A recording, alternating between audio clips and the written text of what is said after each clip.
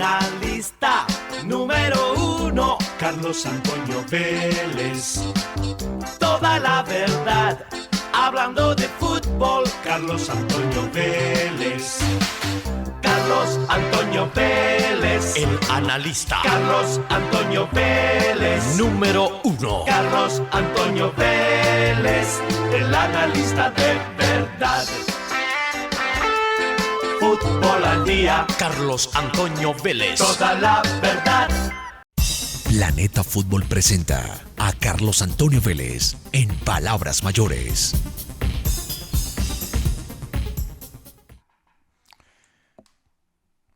Me ha impresionado esto. Ante la pregunta de un periodista de por qué había decidido hablar y reunirse con el presidente colombiano, a pesar de todos los enfrentamientos que ha tenido, el presidente Trump fue contundente. Comillas. Ha sido muy amable durante el último mes o dos. Antes era crítico, pero después de la redada venezolana se volvió muy amable. Cambió mucho de actitud. Así que tengo muchas ganas de verlo. ¿Cómo te parece? Eso es como cuando el dragón se traga el fuego. Bueno.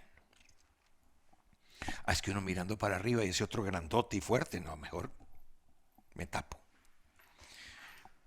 Bueno. La campaña nos va a acompañar de aquí al Mundial. Si nosotros llegamos al Mundial, porque los equipos campeones se construyen en el Mundial, los equipos buenos se construyen en el Mundial y los equipos se destruyen en el Mundial. El Mundial, cuando comience, te va marcando la pauta. Para adelante, estática o para atrás. Es ahí. Antes, velocidad de crucero y ¡pac! Después estrellan.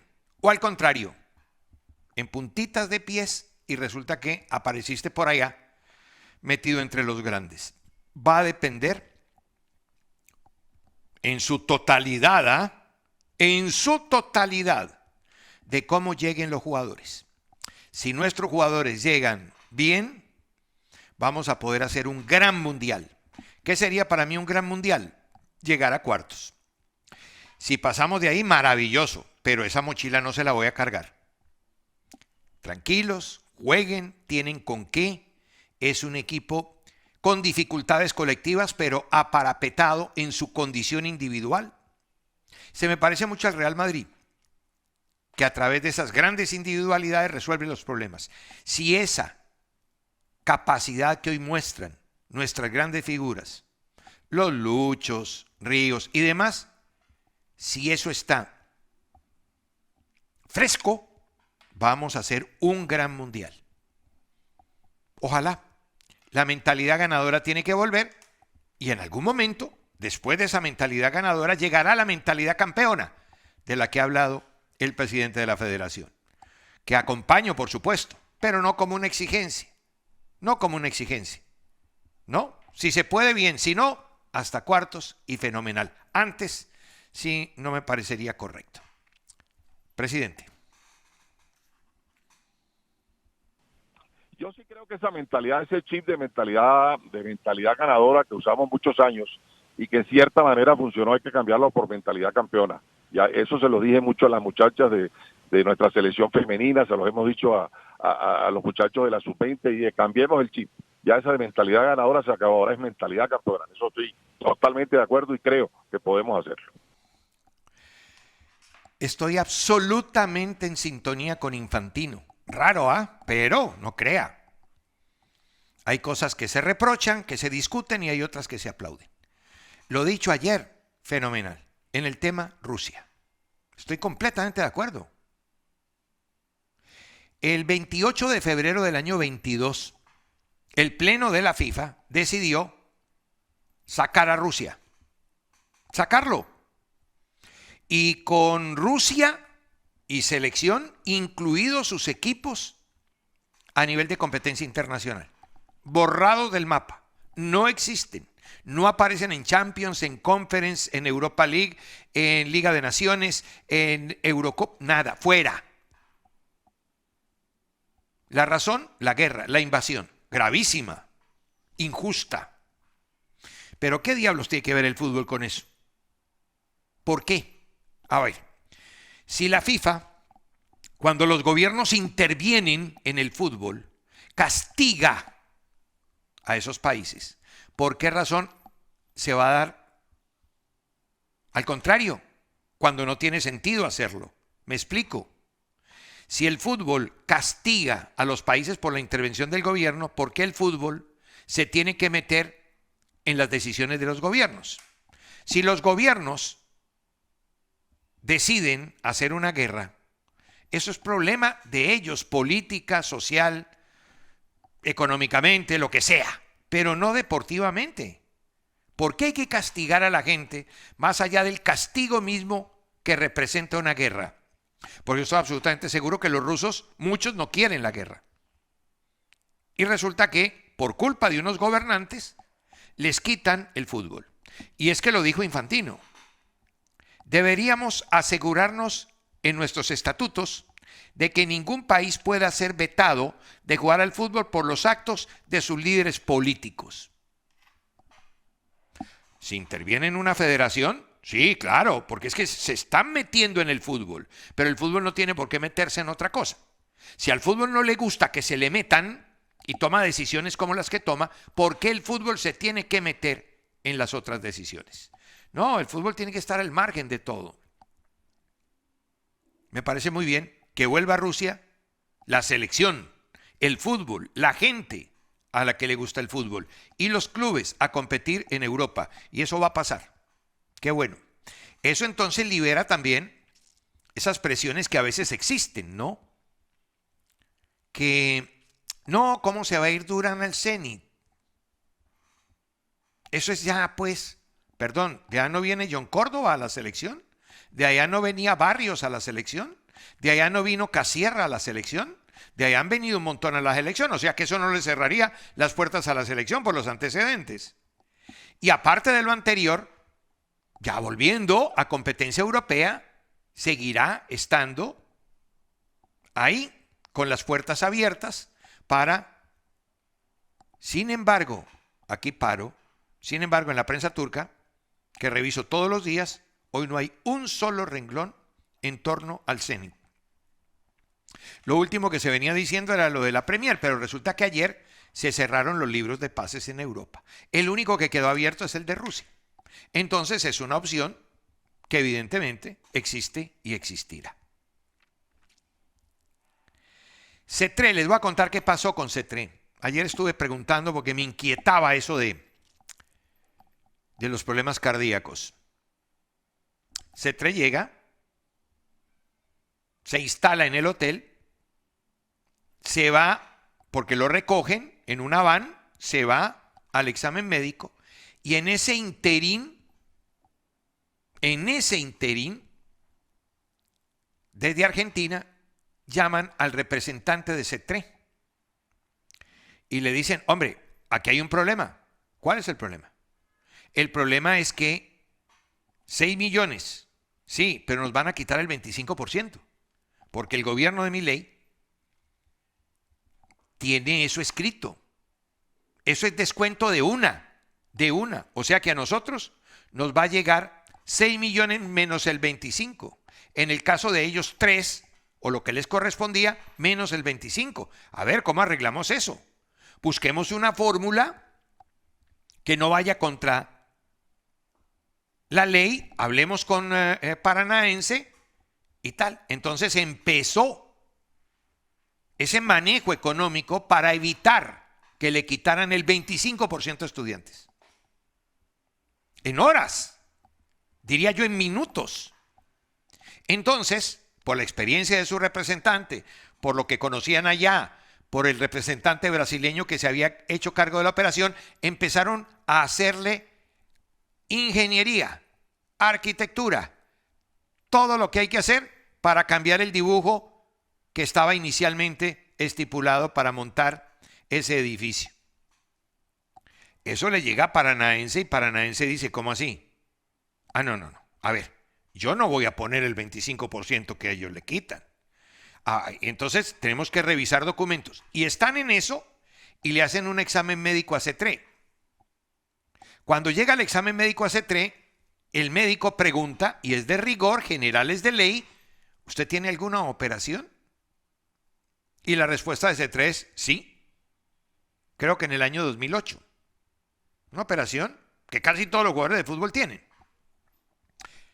Entonces, anotaron y toda esa cosa, y en ese momento viene la revolución del famoso 25%.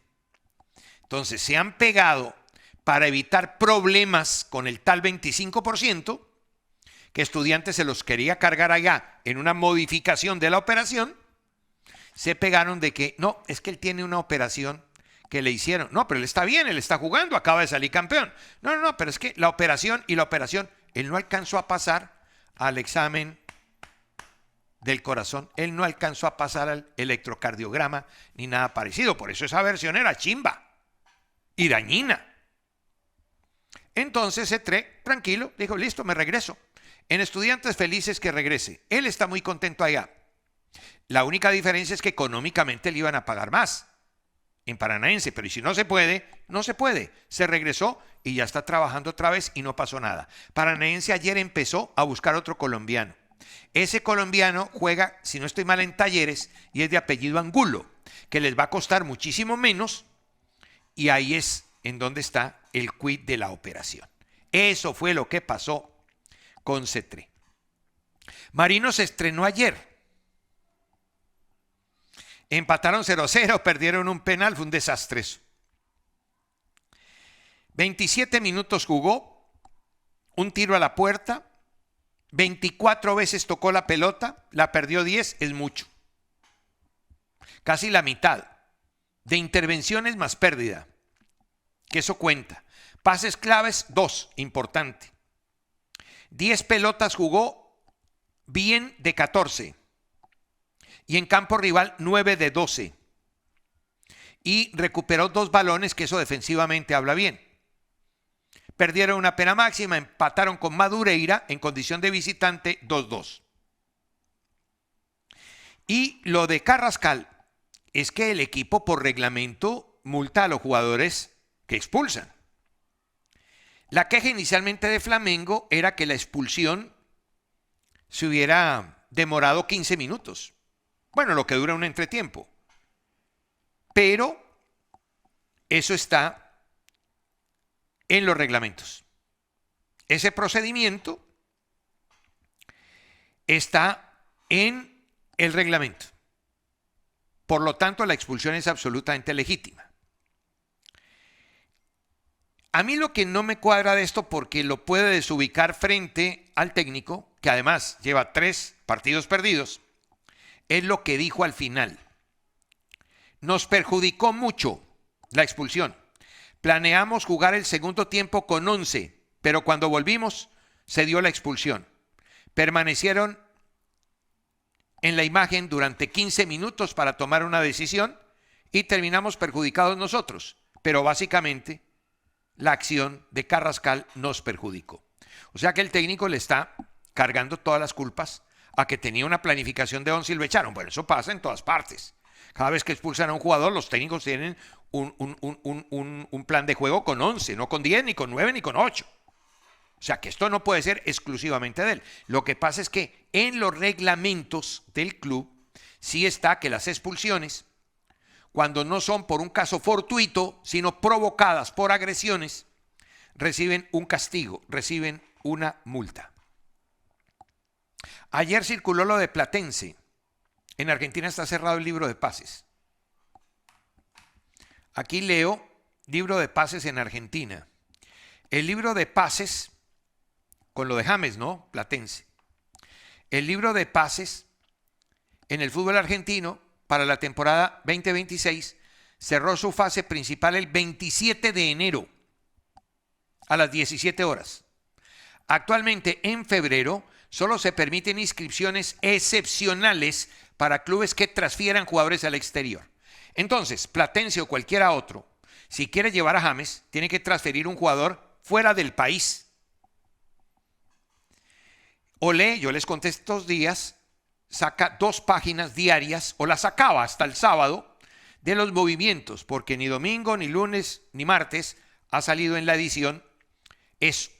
El día, el último, el 31, que fue sábado, publicó de Platense, altas, una cantidad enorme, bajas, una cantidad enorme, pero ahí no figuraba el nombre de James por ninguna parte.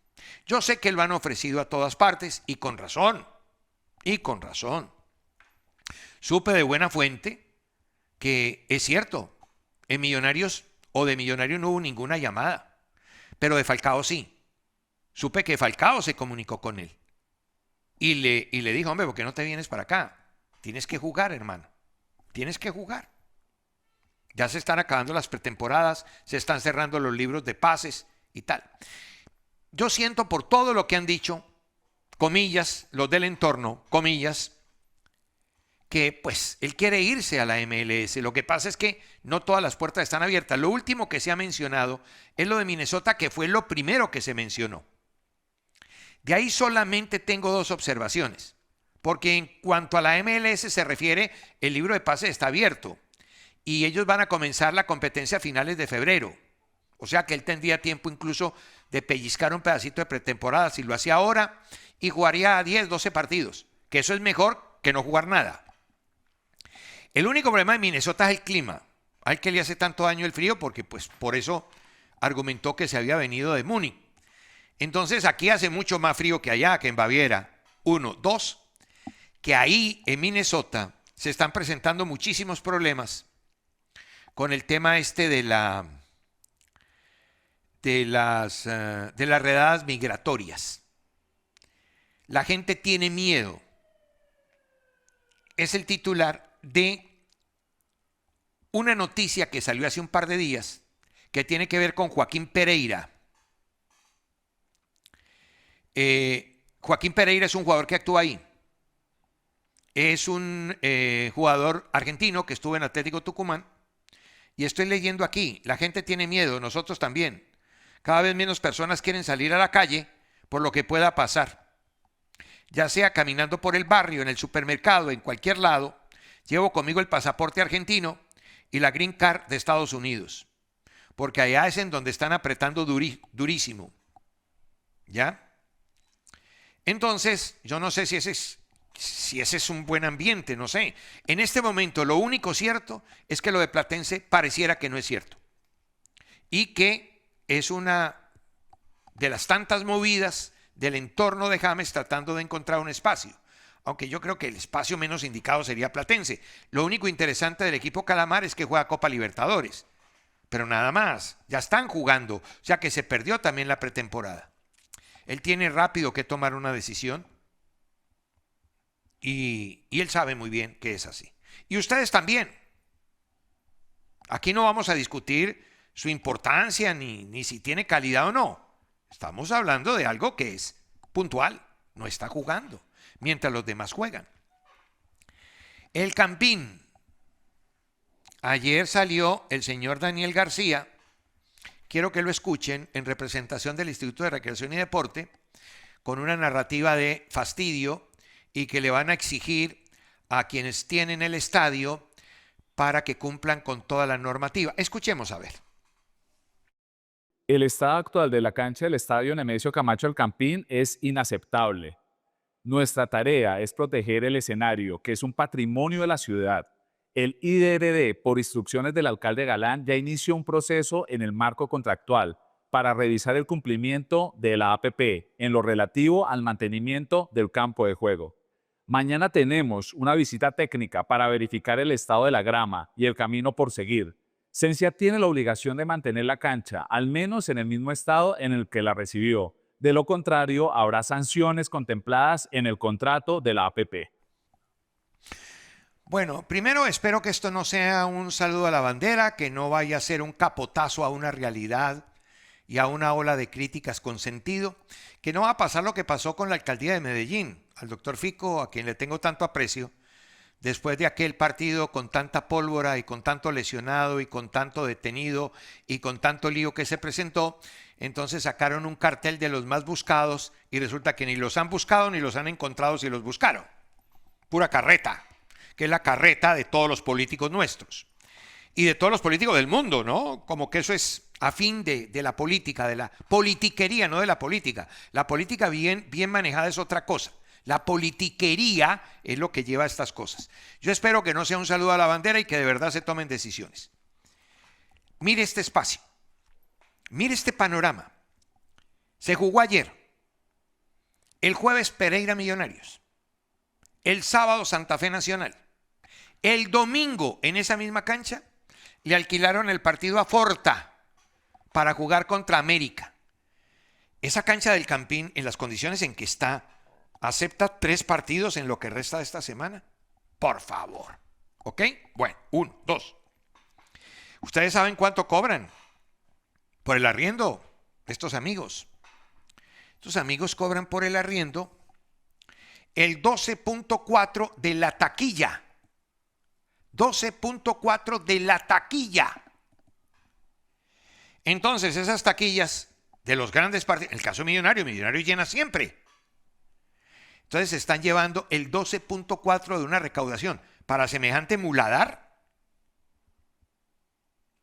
Es el arriendo, averigué ayer, más caro de todos los que pagan los clubes en Colombia. Entonces, a ver pues si nos ponemos las pilas, hermano, porque es que además la Copa Libertadores viene ya 8 de abril, juega Santa Fe, y hay una inspección de Conmebol una semana antes. Y en esas condiciones, la Conmebol no va a permitir que Santa Fe juegue ahí o va a multar a Santa Fe. Y es justo que eso pase. Y lo último, tiene que ver con las lesiones. Yo espero que no se va a lesionar ningún jugador ahí. Ni de los equipos de Bogotá, ni de ningún equipo. Porque naturalmente tendrían que, toda la carga jurídica, todas las demandas tendrían que ir hacia quienes propician este estado de cosas. Y ya ahí estaríamos hablando de la integridad física de los jugadores. Ya que mencioné los equipos de Bogotá, Santa Fe está detrás de un central. Ya lo de todo este muchacho Puerta se hizo. Ahora el objetivo es Brian Ceballos. 24 años, central que necesitan para Copa Libertadores con experiencia internacional. Fortaleza, Nueva Inglaterra, en Junior hizo una gran campaña, empezó en el Quindío. El problema es que es un jugador muy caro, Santa Fe lo quiere, y está buscando el préstamo y están en esa negociación. Hay una alternativa extranjera ahí. Si no se puede Ceballos, entonces traerían un extranjero y ahí se cerraría el tema del atacante, porque hay un cupo. Y ese cupo sería para un atacante, que es el que están buscando. Pero como necesitan el central, si lo de Ceballos se cierra, el atacante podría venir de fuera, que ya también está visto. Ellos tienen un mes para hacer eso. Y tienen aunque lo quieren hacer rápido, pero tienen un mes porque la Copa Libertadores, están pensando en Copa Libertadores. Ellos piensan que con lo que tienen pueden manejar el campeonato, pero que para Copa Libertadores hay que hacer el equipo goroso porque aspiran a hacer una muy buena competencia. Entonces a los hinchas de Santa Fe les digo que se está trabajando y se está trabajando muy bien. Todo se hace calculado y dentro del presupuesto. Santa Fe no se gasta un peso más de lo que se puede gastar. Eso que les quede claro. O sea que aquí gastos suntuarios no hay. Aquí se traen los jugadores que se necesiten y que se puedan pagar. Pero por supuesto, los otros no vienen.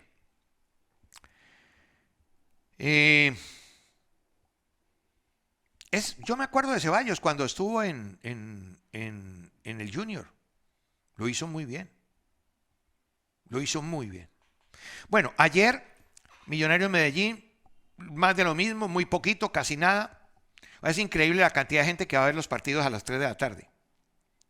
Falcao estuvo en la cancha 34 minutos, tocó la pelota 6 veces solamente en 34 minutos.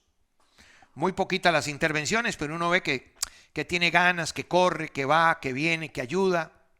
Le cuesta, pero por supuesto, ¿cómo no le va a costar en una cancha de esas? Y aparte él, pues ya hay una diferencia física con relación a gente que es mucho más joven y que está mejor preparada que él. Eso sí está absolutamente claro. Eso pues no necesita uno descubrir absolutamente nada.